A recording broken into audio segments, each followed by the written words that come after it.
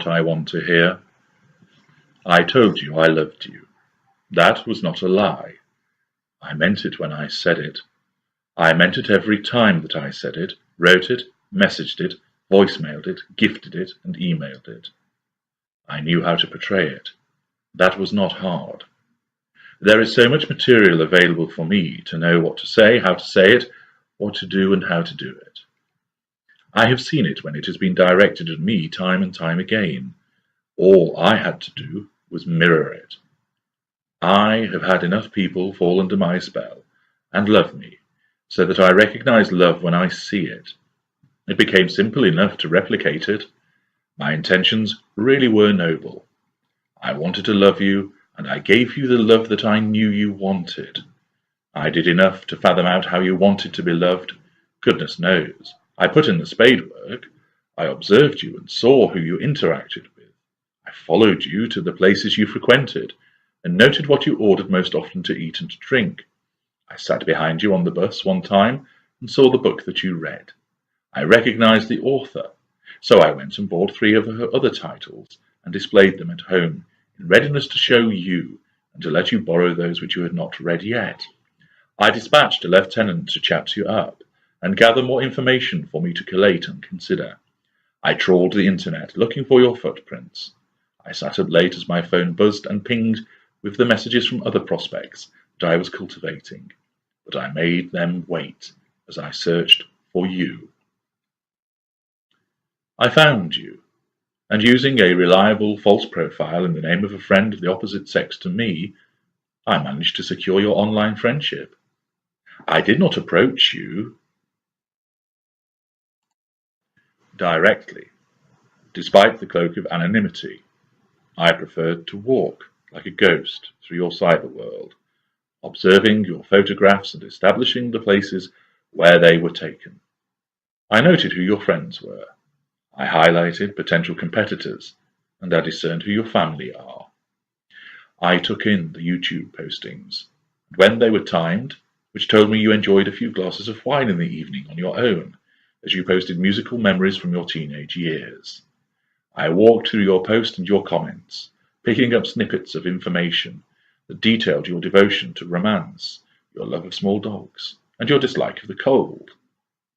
Like a silent, vast machine, I remained your unseen companion for a month, as I sucked up as much information as I could, in order to build a picture of you and how you wanted to be loved. Each meme you posted gave me a clue. Every discussion with your friends added further layers as I created the person that would love you.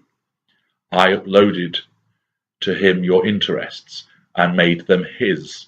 I bolted on the necessary skill sets which would please you. I furnished him with the choice phrases that you wanted to hear. I configured his actions, expressions, behaviors, and more that would make him provide you with the love that you wanted so much. And once all of this considerable preparatory work was complete, I began my seduction. I loved you. I loved you with passion, desire, attentiveness, excitement, mystery, and kindness, all created from the morass of information that I had gathered about you, which was layered onto my existing experience from previous relationships and my knowledge of how love operates in the world. I know that it worked. You fell for me hook, line, and sinker, and you became enveloped in my creation, where you flourished, you shone, and you bloomed. Your happiness radiated from you like sunbeams. The pleasure you took in us being together was tangible, and all of those around us commented as such. It was marvelous, spectacular, wonderful, and perfect. You had no idea that my love was a creation. Why would you, when not only did it match your concept of love, but driven by my excellence it exceeded it? Why would you challenge something that felt so golden and so glorious? You would not. I gave you this love, and you returned it. It was a match made in heaven.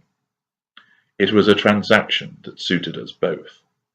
You received my scintillating synthetic love, and you gave me the love that sustains me, that emotion-infused reaction which powers and sustains me.